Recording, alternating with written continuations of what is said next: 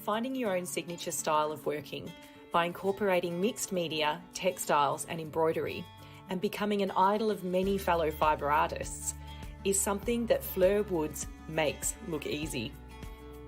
But as many creative people out there know, following your own unique style and making art that truly reflects you and your values as a person isn't easy at all. It's always a balance between being commercial by creating work that you should make and creating artwork that nourishes your soul. But when the two align, and in the case of Fleur Woods, the results are magical. It's clear to see that stitch has become an obsession for Fleur and marries beautifully with her love of detail, colour, texture and floral arrangements. Based in the beautiful rural village near Nelson, New Zealand, and surrounded by vineyards, hop farms, orchards and country gardens, it will come as no surprise that Fleur's work is largely inspired by nature. It is here Fleur spends hours of quiet reflection creating her unique artwork that has caught the eye of large publications and art lovers around the globe. Her self-taught process starts with abstract dyeing and painting linen, before applying botanical outlines and details with gouache and ink. Intricate embroidered details using a variety of techniques are added and her work comes to life with the 3D qualities and wonderful textures obtained by working with wool and thread. When Fleur is not in her studio, she'll often be travelling and teaching workshops, sharing her self-taught process and meeting like-minded floral lovers, which makes her heart sing. Personally, I find it impossible to look at Fleur's work and feel anything but joy.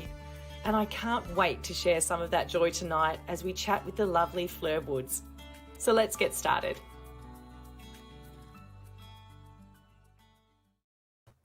Welcome, Fleur. Hi, what a gorgeous intro. Oh, well, it looks beautiful. Your work just makes me feel happy. Oh, thank you. I think really I just love making it so much that I'm glad that comes through. It does. Yeah, it totally does. And I feel like, I tried to sort of convey that in the intro as well, that when those two things align, the love of making and then you're just doing who you are in your soul, it shines. It shines. There's something beyond the visual. There's an energy about it. Yeah. Totally.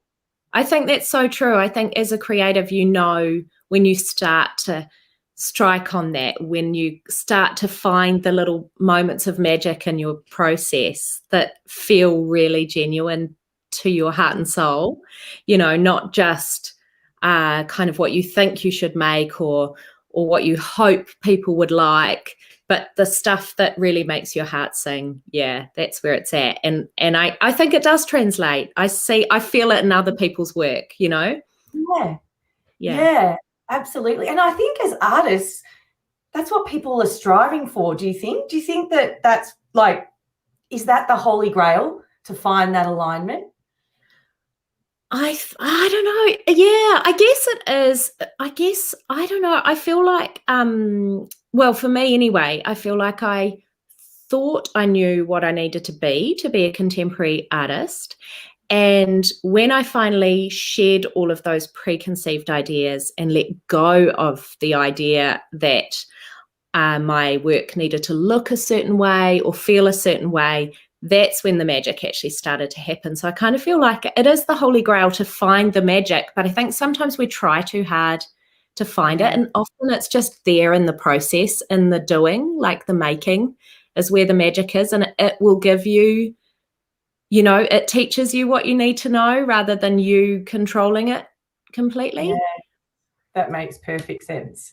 Yeah, it really does. Well, you're certainly not alone tonight, Fleur. We have our beautiful community with us. And yes, please make a comment. If you have a question for Fleur, she's more than happy to answer, and we can pop your name up on the screen. We have Noni. Hi, Noni. Oh, Noni. And Vicky Miller. Vicky's one of our favourite students and is always such a supporter, as is Susan. Hi, Susan. Hello again. And hello from Auckland. I'm not too far away from you. Hi, Kiwis. Happy, hi, Chrissy. Lovely to see Hi, you. Chrissy. Beautiful Lorna Craig. Thank you, Lorna. It is so. Actually, I have to mention you. You are our first New Zealand guest. So thank you so much. Yeah, I feel very honoured. Yeah, it's really great, and I apologise. I should have come over your way sooner. So there's so many beautiful textile artists in New Zealand. Why do you think that is? I don't know. I feel like Kiwis probably quite similar to Aussies in the sense that we're makers, you know, and we kind of have that, you know, generations past came and used what they had and created with simple things and made things beautiful, resourcefully. And so I don't know, I think it's kind of, I guess it's a little bit in our DNA, but maybe also because of history, we're connected to making, and it seems like you know, a virtuous thing to do. I don't know.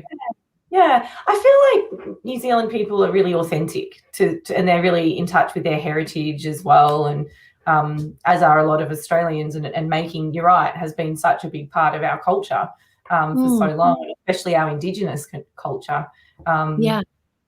Yeah, it feels somehow it just feels very real, like a real thing to do, to make something from hand.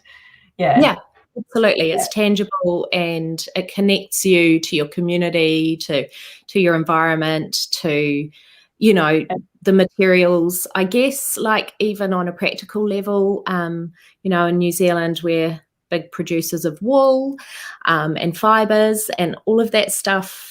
60 million sheep. 60 million sheep. I was actually going to look up that stat before we went live. I was like, I wonder if we should mention the sheep in New Zealand. And I was like, yes. You can't see them because it's dark, but there's literally some out my window right now. So so cool. Do you shear them and use their wool? Like, you don't make your own wool, do you? No, raw wool is kind of pretty intense. It's full of lanolin and it's kind of stinky, but I love using New Zealand wools, and I use a lot of hand dyed wools from local Kiwi creatives. Oh, a source, an endless source right out your window. I'd be nervous if I were those sheep. So tell us, Fleur, how did your love affair with fibre and fibre art and stitch begin?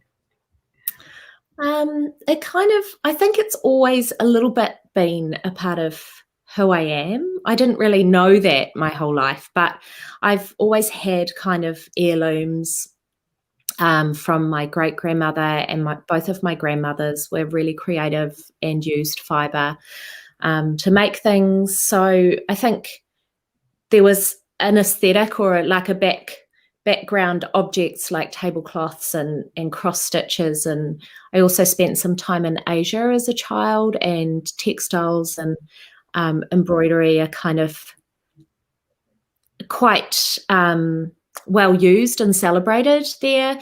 So I guess I feel like it was always part of my life, but I didn't recognize why I was so attached to it. And then as I started to create, you know, sort of post high school, I started collecting a lot of stuff from op shops, and I was always really drawn to, you know, like the little beautiful tea cloth that had a hole and a stain in it, but some beautiful flowers on the corner, you know, and I could never quite like let it just stay at the op shop.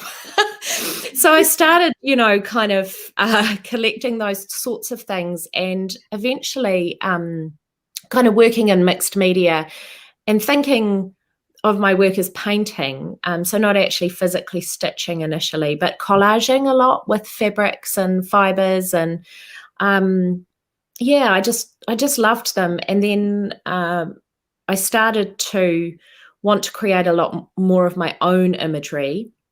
And so I kind of was doing that with other, with my illustrative work, and but I kind of realized that if I wanted all of the work to be my own imagery, I probably needed to give stitching a go. So I did start kind of crudely stitching into things, but I didn't I didn't really know what I was doing. And so it was very, very basic stitches initially into paper and canvas, into my painted and mixed media works. And then one day I had a piece, and my framer, there was this beautiful little flower, stitched flower in an element of my collage, and my framer asked me if I had stitched it. And I said to her, no, but I wish I had. And I just went straight back to the studio and just started trying to stitch flowers, and kept trying until I finally made it okay. I just trial and error in the studio. I didn't even know how to Google what stitches were what, so it just kind of happened really organically over time through a process of elimination. But when I started doing it, it was like the heavens came and all of the women of my past, and they just held me and said, yep, this is it. It was magic. I just got goosebumps. Yeah, it really was. It was like I'd found my purpose. Yeah, that's gorgeous. I'd love to show people an example of your Nana's tablecloth. It was part of your inspiration, and this was an image you sent through earlier to me, and it's just beautiful. Yeah, I've always really treasured it. It's been in my life forever. She was my great-grandmother, so it's been passed through the generations. She stitched that in Scotland, and so I love that it's kind of travelled along. It's travelled around the world with my mum and then me. So it's a real treasure, and I hope to be able to keep it. It is starting to degrade a little bit, but I hope to be able to keep it. I'm actually going to capture it digitally so that I can at least maybe reproduce it on paper for my children. Do you use it on the table, or is it more like you don't use it? I never have, actually. It's weird. All of those things that we had, the linens and stuff that were passed down weren't generally used so much in our family, but they were kind of put in, the china cabinet or whatever. They were kind of, so I always saw them as real treasures, but we didn't really use them. And I've never used it because by the time it came to me, it was starting to get a little bit frail. So I just keep it in the studio and kind of say hello every now and then. That is so beautiful. And your great-grandmother, I thought it was your grandmother. That's even incredible. Yeah, so I feel like she was the one that gave me the stitch gene. Like I never met her, and I didn't really know my grandmother well, but she definitely seems to have been the embroiderer of the of the family. Yeah. I mean, did you ever go back to that framing shop and talk to the lady that planted that seed with you? Did you ever say, look what I'm doing now? They're still my framers now, so she knows. And they have been the most amazingly supportive people of my process along the way. And, still all the time. That is awesome. Yeah. You talk about your work as being stitched paintings. Can you talk us through a little bit about your process? Like, I'd love to know how an artwork kind of evolves and how it takes you on a journey. And like whether you start with, at the end in mind, or how does the process work for you? Yeah. Process-wise, it kind of, these days it differs from piece to piece, but initially, I guess I called them stitch paintings because I was coming to stitch as a painter, and I needed to find a way to describe my work. I wanted it to be really clear that it sat in the art space, and that I was using stitch as a form of mark making. So I guess that's how my brain works. And so for every piece, whether I'm purely stitching on it or whether I'm painting into linen first, I'm thinking about like a painter would, I guess, like building up layers, backgrounds and detail. And I guess what's become so addictive for me with stitch is that it can bring so much texture and so many layers. So initially when I first started stitching into my work, I was stitching into paper, and then that was quite a massive learning curve. And then I started into painted canvases, and again that was really tough, that was hard going. And then finally the penny dropped that, you know, painters paint on linen, embroiderers stitch on linen, and that I could maybe marry the two. So then it was a bit of trial and error to colour the linen, paint the linen. I've always used house paint. It was a bit random, but again, it was just like what I had in the studio at the time and what I knew. It was a material that I understood because I'd painted with it for so long. And so I just started playing around with how to paint linen, and eventually like kind of, you know, getting the consistency of mixing enough water in so that the colour still imparts, but it's not too thick to stitch through. And all of that stuff is just kind of a lot of trial and error and playing. Yeah. I'm going to pop up a couple of images of some of your textural pieces, which you can just see the layers and it's almost like a collage, isn't it? Yeah, so these pieces are kind of interesting to me. They're more recent. This piece that we're looking at now is a more recent piece, but it kind of, I feel like it's actually, kind of referencing my earlier work, because I was kind of like a real mixed media collage artist, and now I've just kind of come back to that, but with fibre. Yeah, so a lot of the pieces I'm making at the moment, I still think of them as paintings, weirdly. I guess it's just the context that they've always been for me, but now they're literally just fibre. I do sometimes use paint in my process, but not as often anymore, because I'm just so addicted to the stitch. Yeah, these ones almost remind me of like coral. You know, I just really feel the ocean in these for some reason. There are a series of rock pools that I created after spending some time at a friend's property in the Marlborough Sounds, which is a really beautiful kind of marine reserve area near where I live, and their place is really, really remote. And just the wild coastlines really, really inspired me. And I have an obsession with I just absolutely love gazing into rock pools and just trying to spot those little magical creatures and things. And so I guess my rock pools are like a amplification of what I feel when I see, you know, the rock pools that we see in New Zealand don't really look like that, but that's how I feel when I spot little slithers of red and pink and green, and, you know, so it's kind of like an embodiment of, the world that you find when you gaze down in. Yeah. I love that. I love how you just said that it's not what I see, it's what I feel when I look at it. I think I don't know that I realized that until afterwards, but I felt really strongly about the place.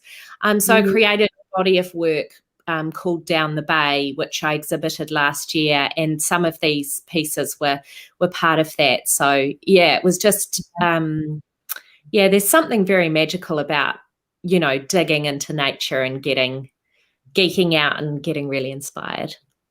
Is this one here part of that as well? No, that's something different, yeah? No, that was different, but around a similar time. So probably the colour palette and just the energy are a little bit similar. That piece is called Soma, and I was just really intrigued by kind of magical elixirs and people going into forests and finding. Soma is thought of by some Indigenous tribes as like a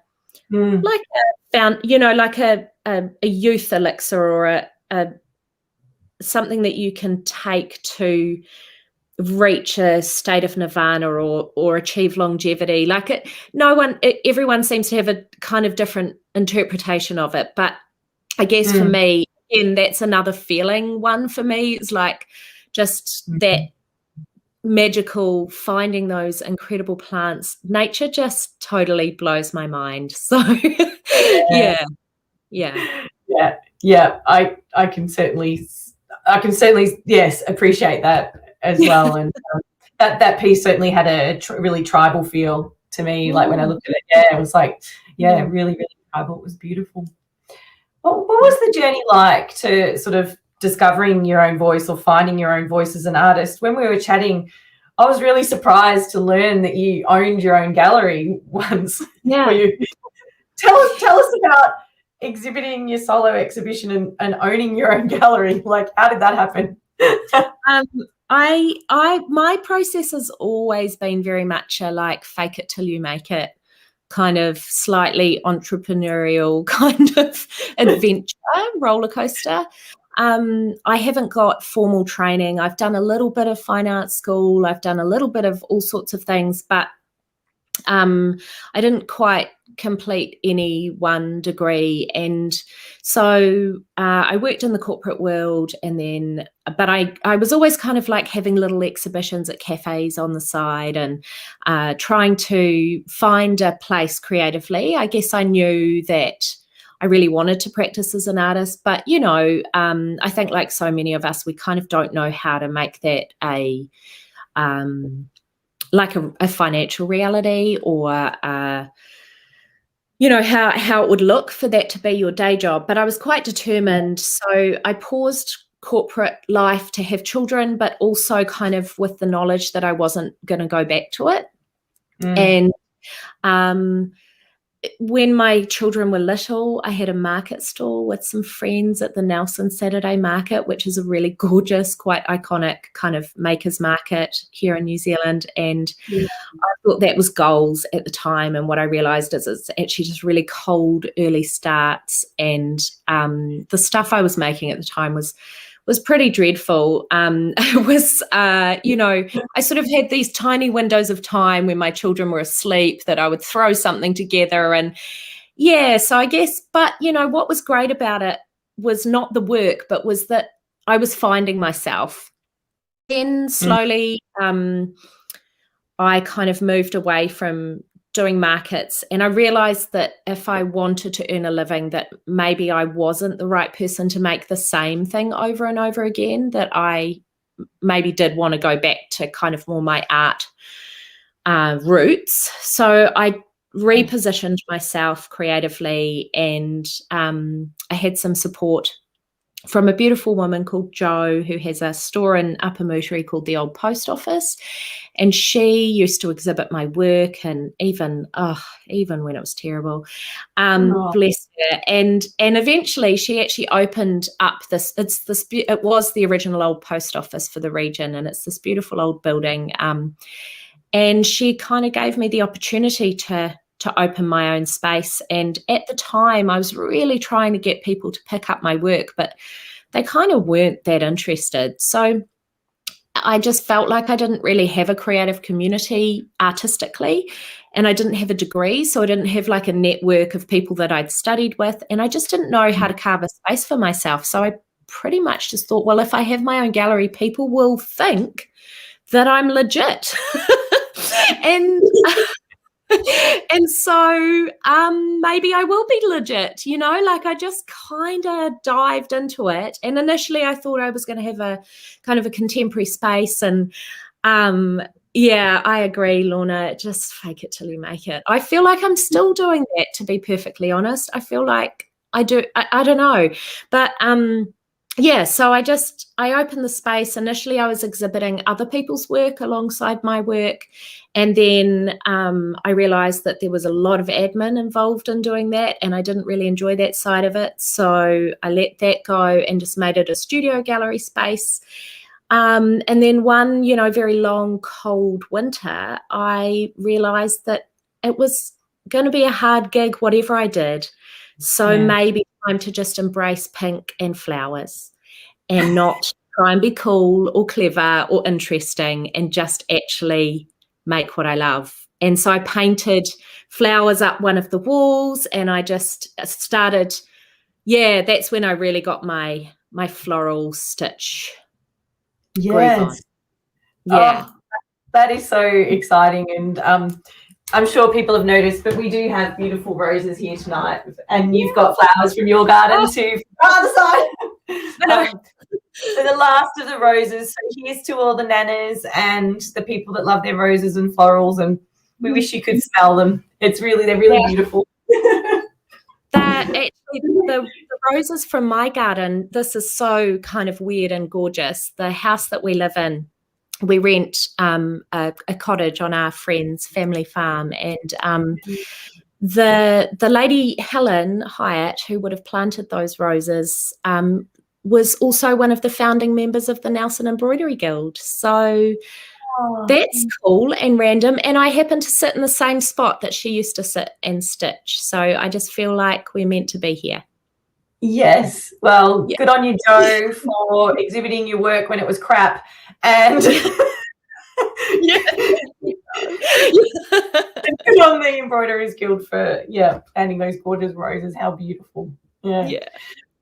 Well, what do you think your turning point was in terms? And Daniel, thank you so much. He has put a link up to Nelson's Embroiderers Guild for people to have a look at. So, yay! Thank you, my darling husband in the background there. He's on it, isn't he? He's on it. What was your turning point, do you think, in terms of your career, and when did you feel like, I've put my name on the map now? So I had this kind of gorgeous, often I think with the creative process, so many of us could have these turning points. I don't think I did anything particularly special to have it. I think I just had it because I was quite dogged and didn't give up. And I think often we give up when we're about to have the turning point. I was really close to giving up at one point. I'd had a solo exhibition at a gallery in New Zealand, in Kinner Gallery in New Plymouth, and I still work with them today. It was my first body of fully stitched work. It was a really special show, and it went really well, and finally I didn't have to explain why it wasn't nanocraft to people, and it was so exciting. And then I kind of came home and kind of had a major come down, because I realized that no one else was particularly interested in working with me at that point. I was really finding it hard to get the whole embroidery art alignment over the line. And I didn't know at that point that there was a whole fibre arts world out there. I didn't know. But just as I was kind of crying to my husband saying, I can't do it, I'm going to look for a job, a real job. I got an email from the then style editor at Inside Out magazine, Jessica Hansen, and she sent me this gorgeous email totally out of the blue that just said, look, we're doing a Mother's Day feature, and I wondered if you would have time to stitch something like a tablecloth that we could use as the backdrop for our styling for this feature. And, it needs to be this size, and it needs to be in Sydney in 10 days' time. And I just kind of went, I don't even know if I can do this, but it was another one of those fake it till you make it. I just said yes, because I was like, well, no one else is particularly excited. So just take the opportunity. And I felt, and she was great. She kind of gave me a creative brief with colours, and it was a real turning point for my process, because she had wanted a certain colour for the linen, and I couldn't source any linen for that colour. So I was forced to paint it myself to get the colour just right. And so that kind of led me down a whole nother path. And she wanted some of the pieces, some of the florals. She basically wanted little collections of florals that she could style in separate parts of the tablecloth, so that it wasn't one cohesive pattern, but that she could use different elements for her shoot. And I had no clue what this was going to look like, or really what, that I thought maybe it'll be a tiny little corner of the magazine somewhere, but I just didn't care because I was so excited to collaborate with someone and just create, that someone was enthusiastic about my work. And so I just made it. I literally worked like 16-hour days to get it done, and that's the piece there. I called her Flow because she was definitely a lesson in going with the flow. So I sent the piece. My only condition with the magazine was that they send it back to me. I sent it to them. They styled it beautifully. When the magazine came out, it ended up being like a 5 or 6 page spread with my artwork as the backdrop for all of the wow. images. And so that was really special just in its own right. But then what was so fantastic, and that I hadn't even really factored in because I just didn't know how it worked, I got a lovely email from Brett at Jumbled Online, which is an amazing Australian interiors and kind of homeware art creative space in Orange in New South Wales. And she said, hey, would you make an artwork for us? And I was like, yep, I don't know where you are or who you are, but sounds good. And I had a look at her website and it looked amazing. And so that was the start of a really beautiful, so Australia embraced my work first, basically. New Zealand had dipped their toe in, but Australia then came and just held my hand. Shortly after that, Greenhouse Interiors took me on. They have a stable of artists that they work with, and I worked with them for about 4 years. But yeah, the real turning point was that random opportunity that I had no idea. It just felt right. It was weird as well. The tablecloth thing, because of my grandmother's tablecloth, just felt like something that made sense. I knew I wasn't gonna then be making tablecloths, like I was very clear that wasn't the direction I was heading in, but I loved the synergy of that. I felt like, and that it was Mother's Day, and all of that stuff. It was aligned. Everything was aligned. Yeah. I loved that you just had that, like roughly 7 days, and then to ship it from New Zealand to Australia to get it. I think I held my breath and checked the tracking like every 30 seconds until I knew it.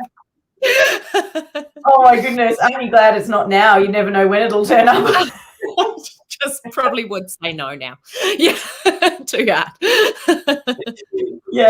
But how gorgeous that you didn't have time to think, you didn't have time to second guess yourself, and you just did it, and that's incredible. That was probably actually where the magic lay in that project, was that it was such a tight time frame that sometimes I think that's great, to have any kind of creative limitation. I think often can allow you to do some good stuff because you can't overthink those elements. If I'd had 3 months to do it, I probably would have made 10 of them and hated them all. I didn't even have time to love or hate it. I just had to make it. And it's still one of the pieces I'm the most proud of. Not one of my most popular pieces, but definitely the piece that I feel captured sort of it was like a little brave moment. My favorite pieces are often the pieces that I know that I've made kind of a little bit of a creative turning point or learnt something really special. And interestingly, they're not always the pieces that resonate with people the most. And I think that maybe because I'm in a learning phase in that piece, and then the next piece is probably more resolved and makes more sense to people to look at. But but that's what creates a great artist, isn't it? It's actually having that being so courageous and brave to put your work out there before, just to test the market, I guess, is sort of maybe the corporate way of saying it. But really, when you're creating art, it's a piece of your soul, and you put it out there for people. And it is. It must feel like, oh, and then it's that journey that you're going on. And sorry. I found for me, luckily, the process is where I get most of my joy.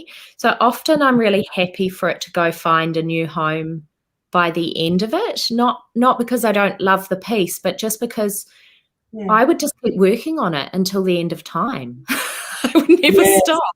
So it's kind of good for pieces to just, to just one day go, okay, you're done now, and let it go, Let it go.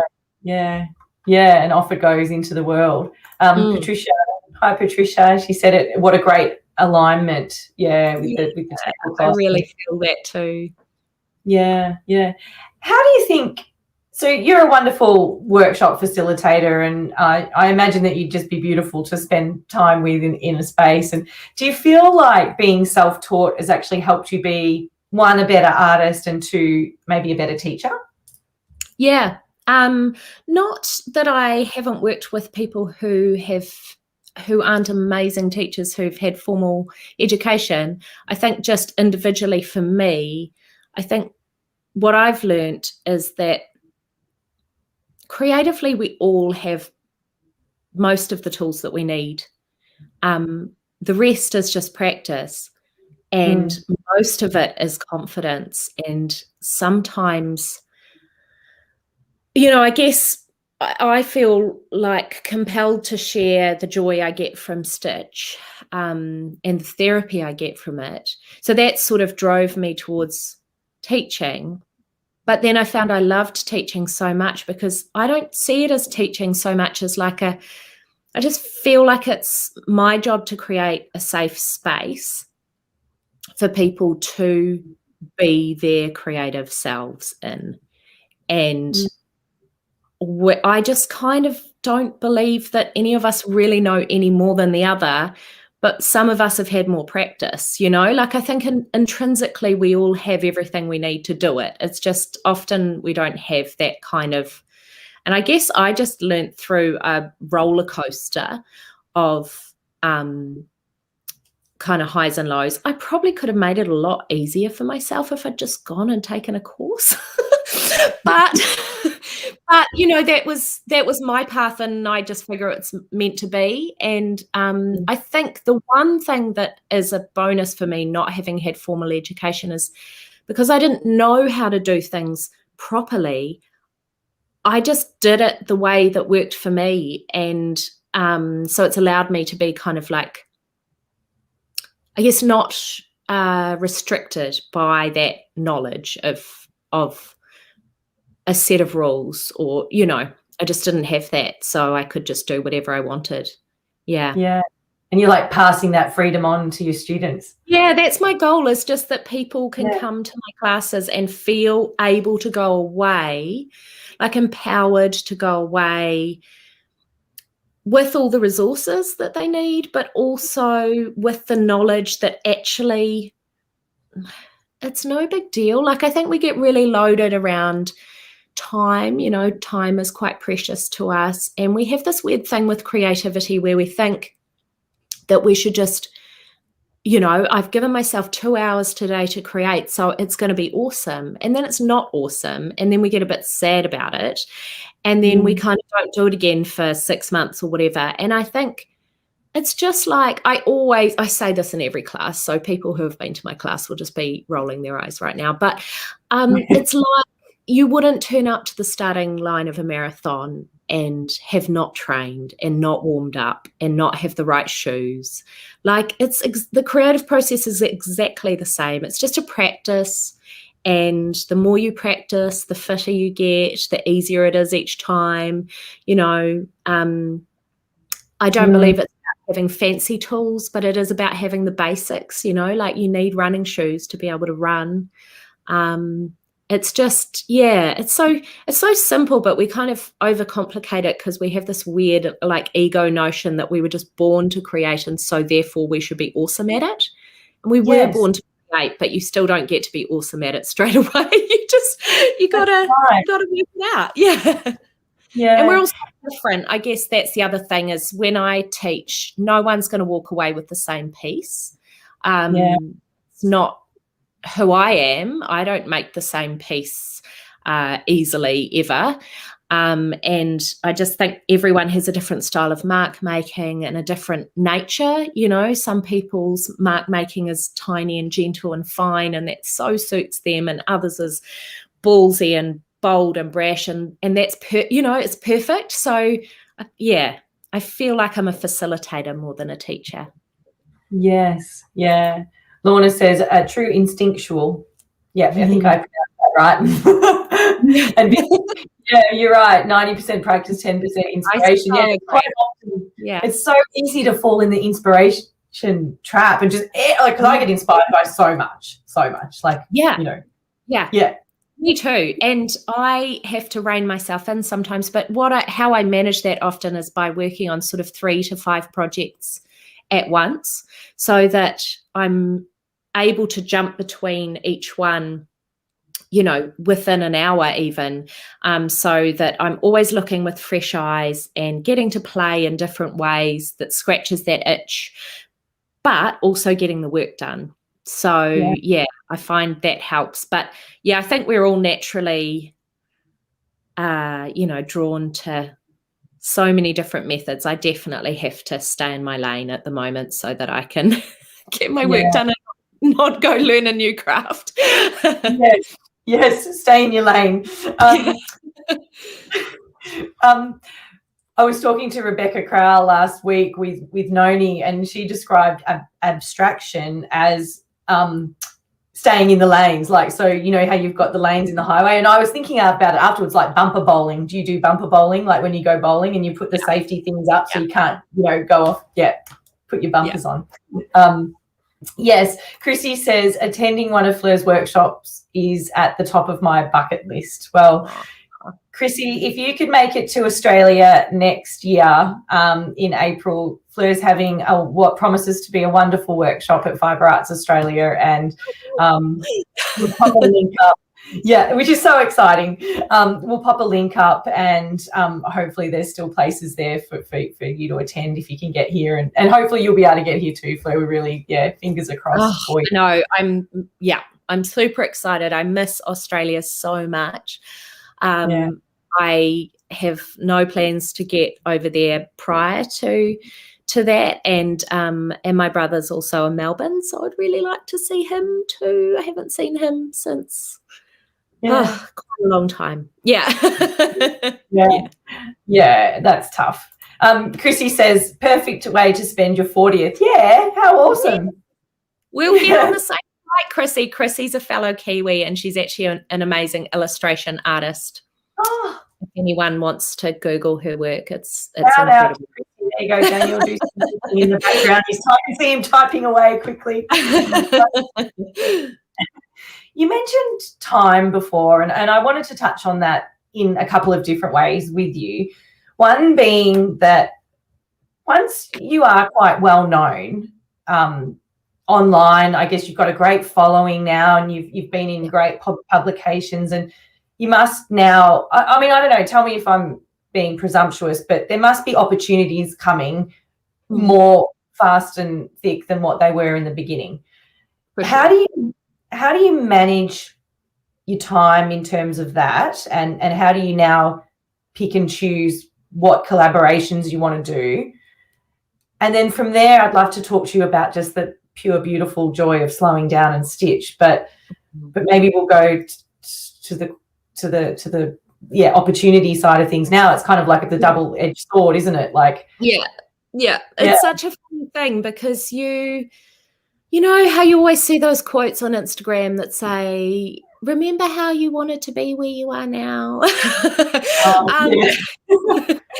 It's kind of true, like you don't know what you're shooting for when you're shooting for it, really. None of us know that. As our careers evolve, we don't really know what the next stage looks like. We think we know what the next stage looks like. So for me, what's been really interesting is, for a number of years after that Inside Out article that kind of kicked things off for me, I just said yes to everything. I think it was like feast or famine. So I was so excited to be feasting, and I was so terrified that if I said no, that people would stop asking, or that I'd miss some really amazing opportunity. And that was great for a little while, but wasn't really sustainable. So I learned quite a valuable lesson in terms of kind of going back to my roots of like, hey, this is who I really am as an artist, you know, like, and what is going to best serve my work, because I want to have a long career, not just, you know, sell it all for a few years and then fall over. And I could see that I was at risk of that happening. And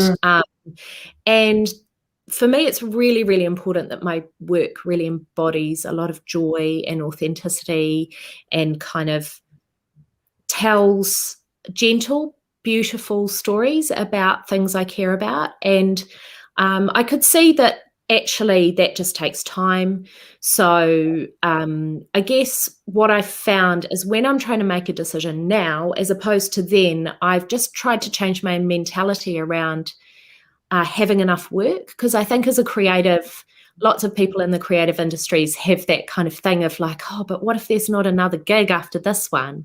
But I think I kind of had this moment where I was like, well, you've faked it up until now, so why can't you keep faking it in every way you want to, you know, in every iteration of that, however it looks?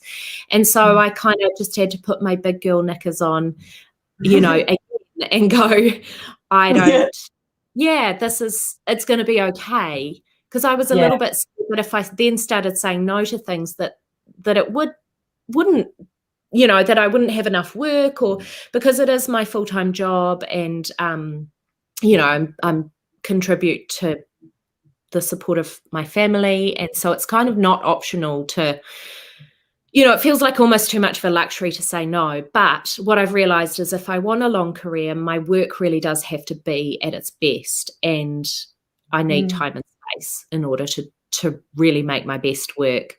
And so then I had to trust that the right opportunities would be there, and that I could say no to ones that I knew in my head. You know, in your gut, you always know. You just don't listen to it half the time. I wonder when that stops. You know, as kids are so instinctual, and I wonder, I've always questioned that in my mind, that when does that get beaten out of us as women? Or well, I think it's the thing of like how it's a little bit of the, you know, how should, I guess we form a picture, or we subscribe to an idea of how something should look. What's the right way to do this? You know, we're sort of told to like tick the boxes. And when you're already an artist, so you're kind of like not ticking the major life box, because no one, I mean, still most people say to me, oh, so do you earn a living? You know, and I'm like, yeah. It's like, I get by. Okay, there's food on the table.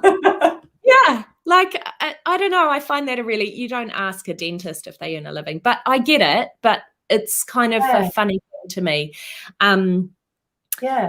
So it's the psychology, I think, of us feeling like we're doing enough, and the whole world has decided that fast and more and is best. And I found that I'd walked away from the corporate world because I thought that it didn't serve me. But then I was kind of falling into that trap in the art world, because you're still working in a marketplace. You're still, you know, you're still trying to deal with the realities of that kind of model. And so I just went, oh no, that's not how it needs to look.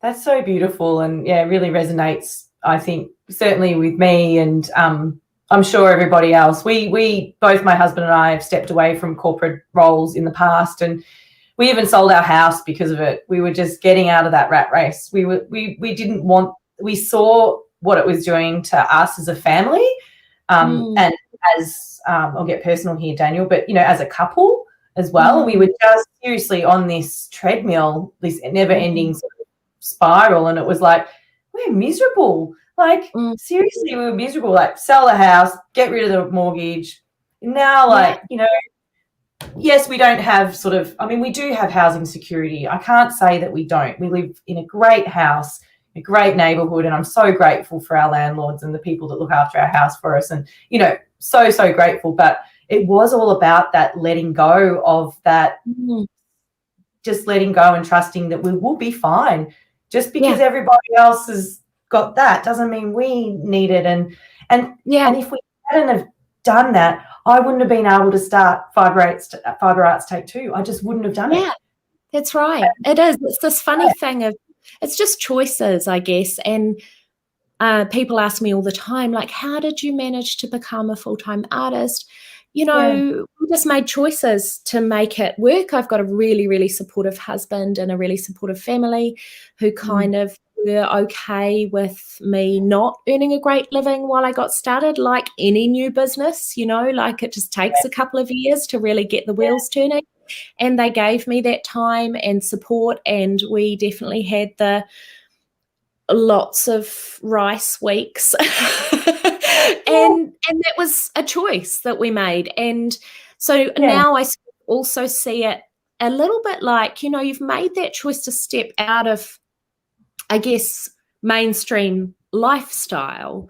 So and it's hard to do that, and it's hard to live an alternate lifestyle. So you may as well make it look like the way you want it to look, you know. If it's life's hard either way, you know. So it's for me, it's like that real kind of thing of just make it look how you know it needs to look for you, for your family, for your health, for all of that stuff. So so there's been I probably spent like maybe the last year doing a lot of soul searching around that and reconnecting to my, you know, flower growing, stitch loving, pottering self.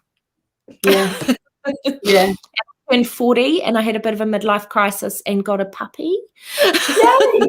Because you can't have a baby at 40, but really, let's get a puppy instead. I've already got 2 beautiful children, so I knew I didn't need a human baby. So I was like, but I need another baby in my life, but I also needed someone to walk with. And so, you know, finding new ways to look after yourself and change your lifestyle and all that stuff. Oh, yeah. Puppy will give you lots of joy as well. Just feel you. And they're always happy to see you no matter what. You know, so good. Yeah. They never shout at you and ask you where their socks are. No. Occasionally pee on the carpet, which is annoying, but that's okay because they're cute. That's okay. Noni says she agrees, you know, taking a step back to see what you really want or need in the future. Yes. You're your own creative self. It's true. I don't have the link for it, but I can pop it up afterwards. But when we were chatting earlier, I mentioned when I'm feeling like, because I get caught up in going fast because I'm so inspired by things. So I'm like, we could do this. And then my second thing that I always do is, how can I help? So that's a recurring question that I ask myself all the time, which sometimes gets me in trouble because I'm always trying to help. But then it's like, I need to help myself. Yeah.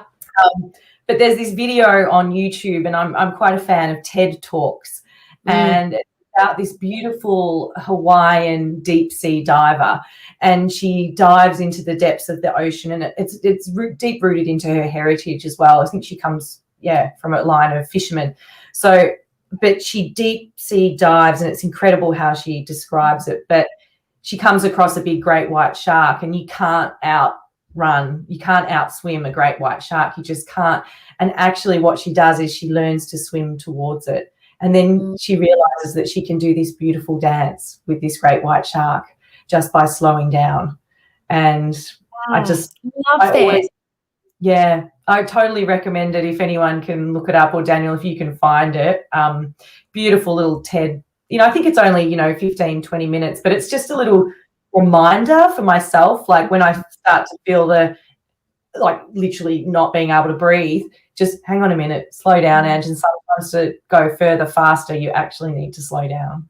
And the metaphor of the great white shark is just so kind of beautiful too, because because we all have that thing in our life that we think is going to eat us if we don't do what we got to do. But actually, sometimes you can just say goodbye to that thing and it doesn't eat you. Nothing happens. Nothing bad happens. You just kind of, I mean, definitely for me, what I found is I realized, I mean, also kind of COVID came along, so that allowed a bit of, that definitely assisted me to slow down because the whole world had to slow down, and the relief of that idea of the whole world slowing down really helped me personally to slow down. But I'd already started the path, and then I guess I realized that, you know, you can really love what someone else is doing, but if it doesn't align with you and your values, then it's not the right space for you. And it doesn't mean that they're wrong or that you're right or whatever. It's just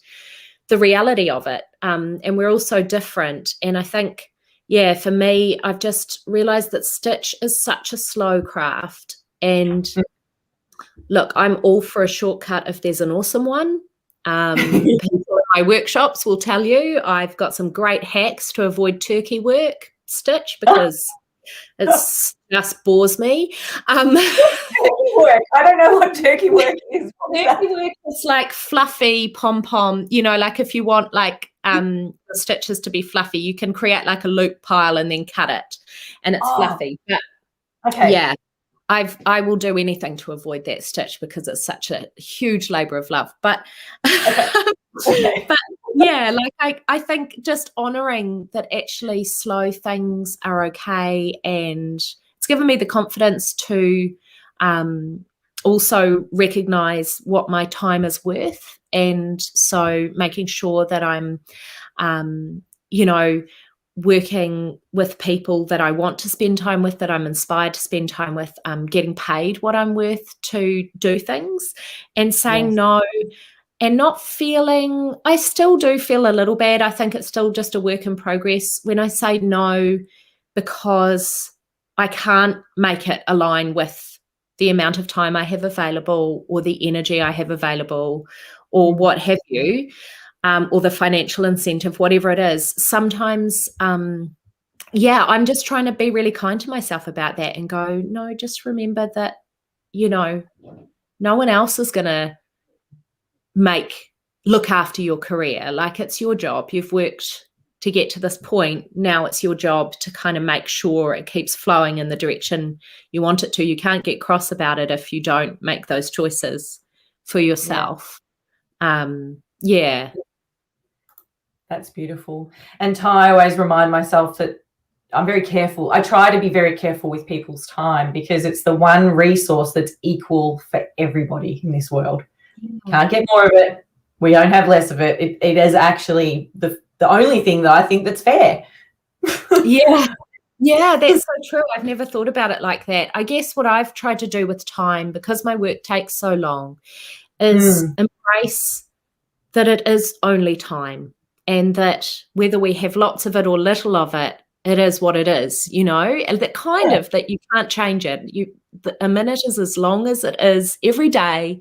So there's no point trying to make it faster, or I don't know. I don't like, I'm trying to kind of unlearn words like productivity, and stitch holds a huge amount of therapy for me. I found it a very therapeutic kind of process to learn, and I really want that to be infused in my work, and I really want that for myself. So I kind of feel like by trying to speed it up or make it productive or make it, you know, you can still work hard and be really slow. And that's I don't know, I'm kind of think I'm finally okay with that most of the time. That's beautiful. And what's it like? Do you find that it's easier for you having your studio like within your home now, like attached to your home, because you've had external studios, and what's it like being working like at home? Do you find that you get more time to create or less, or is it always drawing you in? I've always been I think becoming a mother was really good for me for my creative process, because there's always been this kind of like window of time where I felt I've never been one of those people that needed to wait for inspiration to hit. If the kids, from 9 till 3 every day, I will be working. I work outside those hours as well, but those are definitely dedicated hours because I know that I'm not going to be driving anyone to sport or doing any of that stuff. So it's been like I've enjoyed both options, but I got rid of my external studio when we went into the long lockdown here in New Zealand because it just seemed crazy to have it when I couldn't access it, and I wanted all my stuff. And so I really like it. I'm a real homebody. So the only thing I think it does mean is that I'm probably not great at detaching from work because it is right there. But I think when you're self-employed, that's often the case regardless of where your workplace is. So I've kind of just tried to embrace it and be present when I'm with the kids and kind of go, hey, for an hour, I'm going to be doing this. I'm going to put my headphones on. I'm doing this now. But I'm still here. And they don't get that it's cool to have a parent working from home. They just think it's a total drag. But I get that potentially I can drop everything and take them to the pool or the beach for a couple of hours. Yeah. So I guess I like the flexibility and I like knowing that it's right there. I don't have to travel anywhere to find what I need.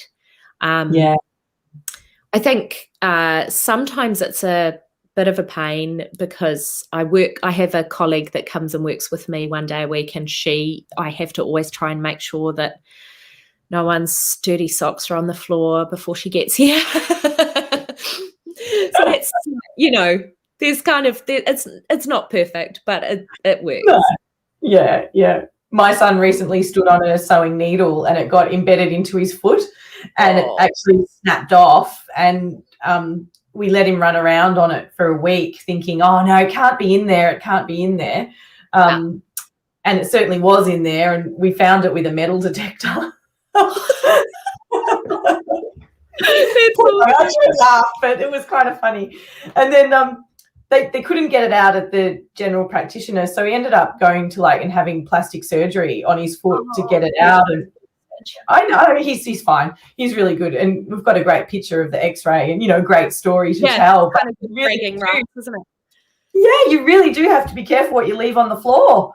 My whole family have trodden on many needles. I'm not proud of it, but okay, Janice will be on to you. Oh yeah, Catherine said she saw the photo with the X-ray. Yeah, it was impressive and all. Well, it can be cruel, fibre arts. It can be cruel. I know, it's tough, man. It's tough. It's a hard slog, but look, we've been chatting for over an hour, and it's just been such a pleasure, Fleur, and thank you so much to everybody who's been watching.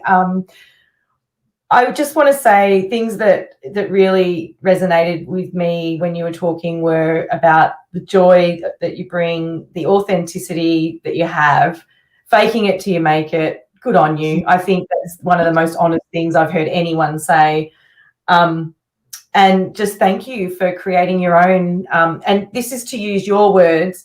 You create contemporary heirlooms for people. And I think that's just beautiful. Like one day people will have your work and and your kids will pass down your work to the generations, and you'll be the great grandma that's got their treasured artwork. And I just think that's such a beautiful legacy. Well done.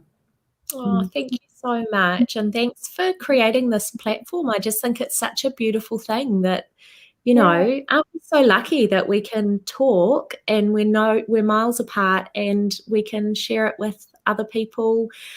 It's very magical, and I was so nervous, and it's actually been really lovely. So thanks. Oh, good. I'm so pleased because it's a nerve-wracking thing to do. I get nervous. Noni joined us for the first time last week. She was really nervous, and it's nerves, excitement. Oh, it's interchangeable. Totally. Yeah. We like to play a little exit video and ask everybody who's watching to please send a message of gratitude to Fleur for her spending time, her precious time with us tonight. And also we do a test call. We did that on Wednesday. So thank you. Thank you to your beautiful children who are hiding in their bedrooms with snacks, staying off the internet. Come out soon. Come out, children. And just gorgeous, beautiful insights tonight. I don't often rewatch the lives because, you know, you never want to see yourself on film again. Like, you're just like, okay. But I think I really will rewatch this one and just really soak in some of the wisdom that you've shared with us tonight. So thank you. Yeah. Thanks for that, Change. Before we go, is there any parting words, or is there something? I mean, I think you've covered a lot of it about, you know, faking it till you make it. I think that was an awesome quote. But is there anything that you'd like, any parting words that you'd like to leave people with tonight? I guess one of my favourite quotes, I think it's an Andy Warhol actually, is, you know, just make art, and while people are deciding whether it's good or not, make more art. Like, just don't worry about it. It's not up to us whether someone else likes it or not. We certainly can't force them to. So just keep making, and you'll eventually make something really good. Thank you. That was really beautiful. Thank you so much. Okay. Thanks, everybody. Make sure you say thank you to Fleur, and I'll put your name up. Bye. Bye.